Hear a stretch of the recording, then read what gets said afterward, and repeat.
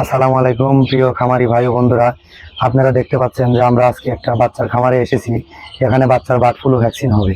এটা হচ্ছে bird floor vaccine, এটা বার্ড ফ্লুর লো ভ্যাকসিন বলে।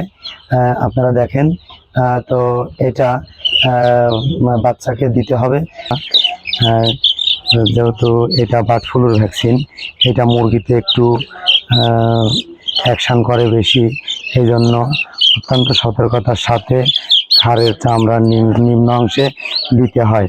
এটা দুইভাবে দেওয়া যায়, একটা হচ্ছে রানের মাংসে এবং আরেকটা হচ্ছে ঘাড়ের চামড়ার নিচে। তো এইটা যেহেতু বাচ্চা, এদের তো এখনো রানে ওইভাবে মাংস নেই, তো এই কারণে একের পর এক ঘাড়ের চামড়ার নিচে দেওয়া হচ্ছে। এখানে সর্বমোট 3000 বাচ্চা আছে।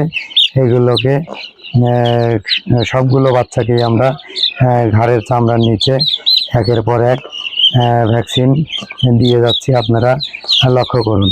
তো ভাইরা, আমরা হয়তো আপনাদেরকে বোঝাতে সক্ষম হয়েছি যে বার্ড ফ্লুর কিল ভ্যাকসিন, বার্ড ফ্লু সহ যে কিল ভ্যাকসিনটা কীভাবে দিতে হয় সেটা আপনারা বুঝতে পেরেছেন। তো আগামীতে আবার নতুন কোনো ভিডিও নিয়ে আপনাদের সামনে হাজির হব। সেই পর্যন্ত আপনারা সবাই ভালো থাকুন এবং সুস্থ থাকুন, এবং আমাদের চ্যানেলটি সাবস্ক্রাইব করুন এবং আপনাদের মতামত আমাদেরকে কমেন্টসের মাধ্যমে জানিয়ে দিন।